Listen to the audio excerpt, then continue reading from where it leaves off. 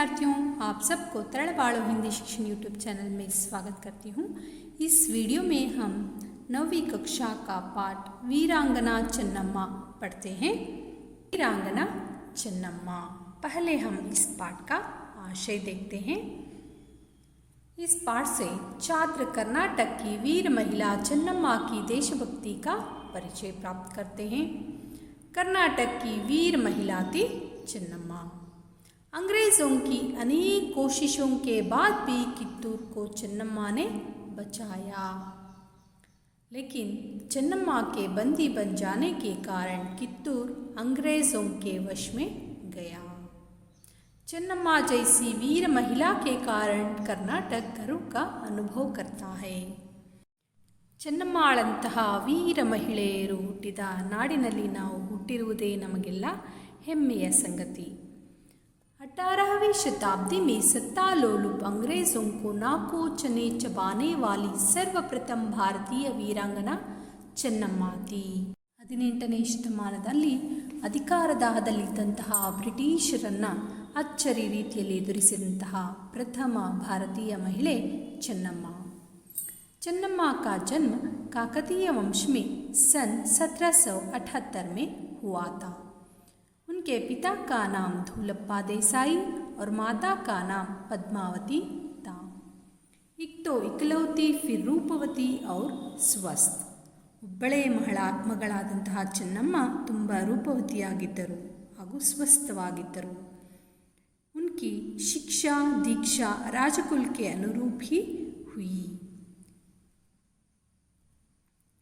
चन्नम्मा शब्द का अर्थ ही सुंदर कन्या। उनकी शिक्षा दीक्षा राजकुल के अनुरूप ही हुई। घुड़सवारी, शस्त्रास्त्रों का अभ्यास, आखेट यानी बेटेयाड़ुವುದು आदि युद्ध कलाएं उन्हें अपने वीर पिता से उत्तराधिकार के रूप में मिली थी। अपने जंगम गुरु के सामीप्य में उन्होंने उर्दू, मराठी और संस्कृत भाषाओं का अध्ययन किया।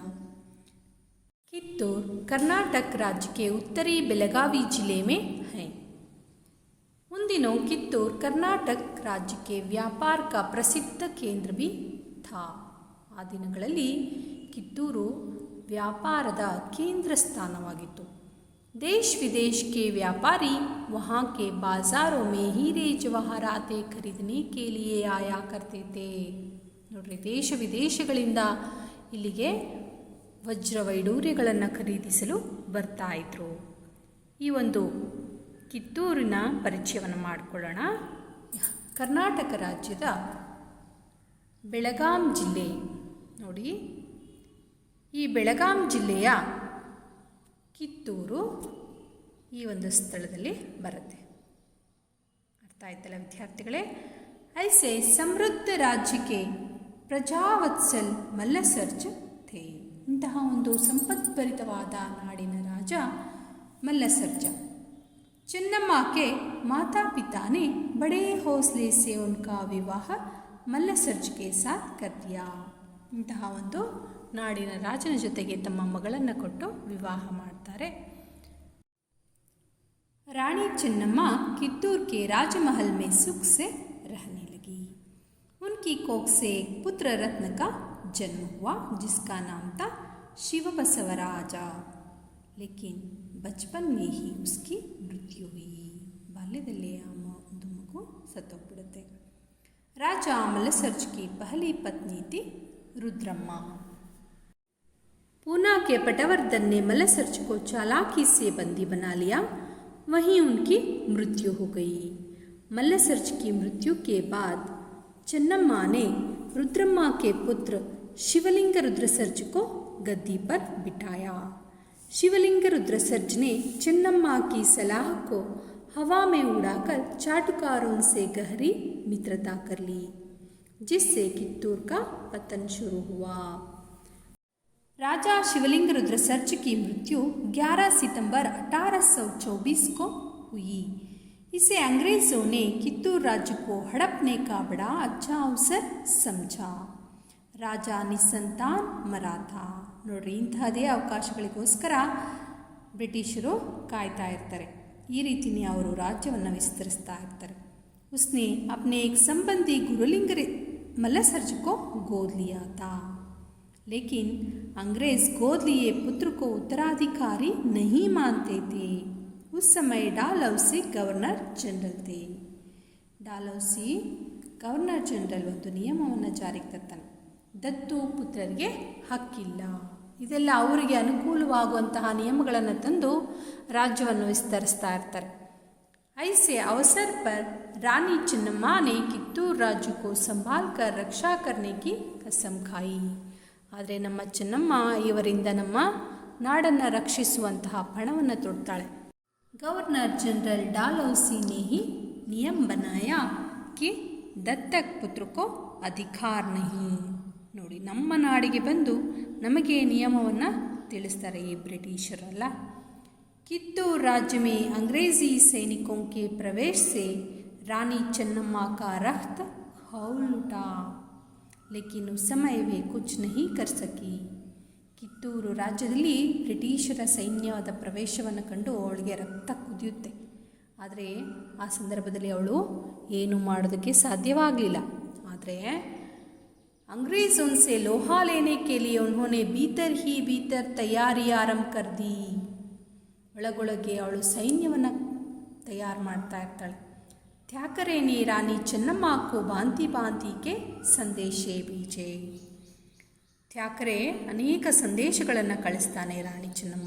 मगर रानी अपनी स्वाधीनता का सौदा करने पर राजी न हुई. ಆದರೆ ತನ್ನ ಸ್ವಾಧೀನತೆಯ ಒಂದು ಒಪ್ಪಂದವನ್ನು ಮಾಡಿಕೊಳ್ಳಲು ತಯಾರಿರಲಿಲ್ಲ ನಮ್ಮ ರಾಣಿ ಚೆನ್ನಮ್ಮ. इसी समय थ्याकरे को कित्तूर राज्य के यल्लप्पा शेट्टी और वेंकटराव नामक देशद्रोही मिल गए. वे कित्तूर का नमक खाकर कित्तूर की जड़ खोदने में लगे हुए थे. ಹುಂಡಮನೆಗೆ ಎರಡು ಬಗೆಯೋದಕ್ಕೆ ತಯಾರಾಗಿರ್ತಾರೆ ಯಲ್ಲಪ್ಪ ಶೆಟ್ಟಿ ಹಾಗೂ ವೆಂಕಟರಾವ್.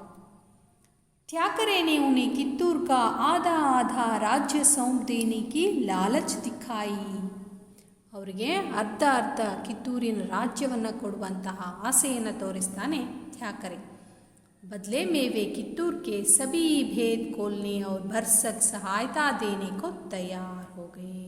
ನೋಡ್ರಿ, ನಮ್ಮ ನಾಡಿನ ಇದು ದುರಂತ ಇದು.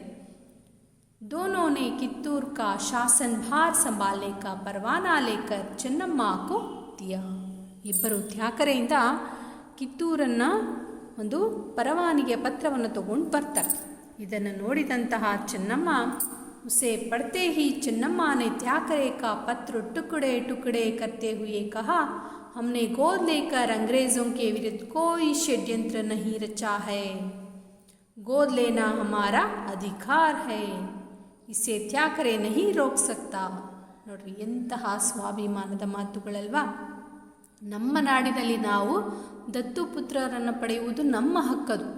ಇದನ್ನು ಯಾವುದೋ ದೇಶದಿಂದ ಬಂದಂತಹ ಒಬ್ಬ ಗವರ್ನರ್ ಇದನ್ನು ಹೇಳುವ ಅಧಿಕಾರ ಇಲ್ಲ ಅಂತ ಅವಳು ಹೇಳ್ತಾಳೆ.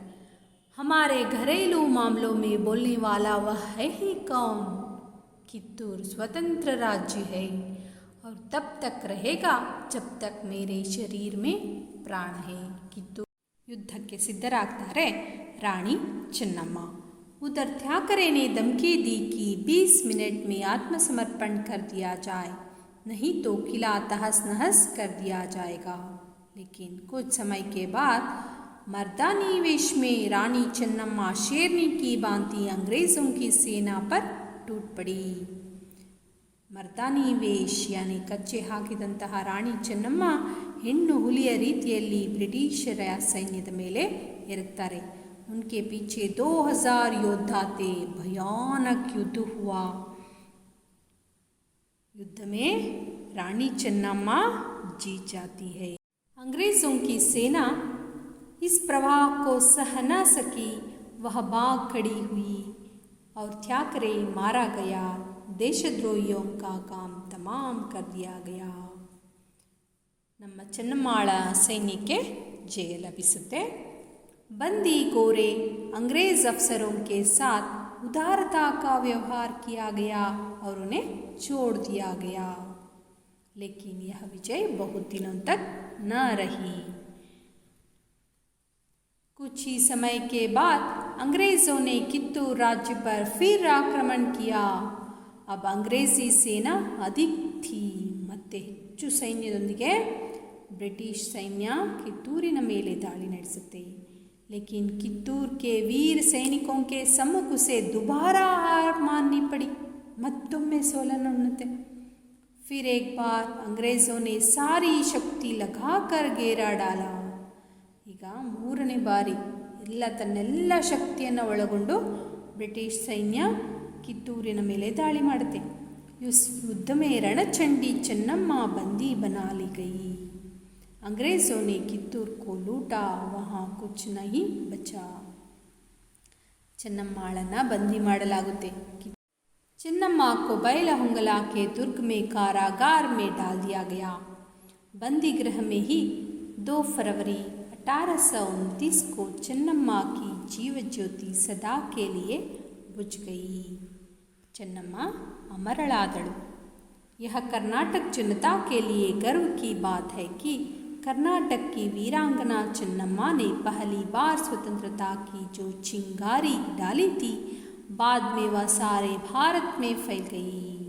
ಇದು ನಮ್ಮೆಲ್ಲರಿಗೆ ಹೆಮ್ಮೆಯ ಸಂಗತಿ ವಿದ್ಯಾರ್ಥಿ. ಕರ್ನಾಟಕದ ವೀರ ಮಹಿಳೆ ಚೆನ್ನಮ್ಮ ಮೊದಲ ಬಾರಿಗೆ ಹೊತ್ತಿಸಿದ ಸ್ವಾತಂತ್ರ್ಯದ ಈ ಕಿಡಿ ನಂತರ ಇಡೀ ಭಾರತವನ್ನು ವ್ಯಾಪಿಸಿ ಆಗಸ್ಟ್ 15, 1947ರಲ್ಲಿ ಸ್ವಾತಂತ್ರ್ಯ ಲಭಿಸುತ್ತದೆ. ಕಿತ್ತೂರು ರಾಣಿ ಚೆನ್ನಮ್ಮನ ಚಿತ್ರ. ಕಿತ್ತೂರು ರಾಣಿ ಚೆನ್ನಮ್ಮ ಎಂದ ಕೂಡಲೇ ಬಿಚ್ಚುಗತ್ತಿ ಹಿಡಿದು ಕುದುರೆ ಮೇಲೆ ಕೂತಿರುವ ಪ್ರತಿಮೆ ಕಣ್ಣು ಮುಂದೆ ಬರುತ್ತದೆ. ಅದು ಚೆನ್ನಮ್ಮನ ಕಾಲ್ಪನಿಕ ಚಿತ್ರ. ಆದರೆ ಚೆನ್ನಮ್ಮನದು ಎಂದು ಹೇಳಲಾದ ಭಾವಚಿತ್ರದ ಕುತೂಹಲ ಕಥನ ಇಲ್ಲಿದೆ ವಿದ್ಯಾರ್ಥಿಗಳೇ, ಗಮನಿಸಿ. ನಾಡಿನ ಸ್ವಾತಂತ್ರ್ಯಕ್ಕಾಗಿ ಹೋರಾಡಿದಂತಹ ಮಹಿಳೆಯರನ್ನು ಗಮನಿಸೋಣ. ವೀರಾಂಗನಾ ಭೀಮಾಬಾಯಿ, ವೀರಾಂಗನಾ ರಾಣಿ ಆವಂತಿಬಾಯಿ ಲೋಧಿ, झलकारी भाई, वीरराणी केळदी ಚೆನ್ನಮ್ಮ, रानी दुर्गावती, वीरांगना आशादेवी गुर्जाराणी, ताराबाई, रानी लक्ष्मीबाई. धन्यवाद.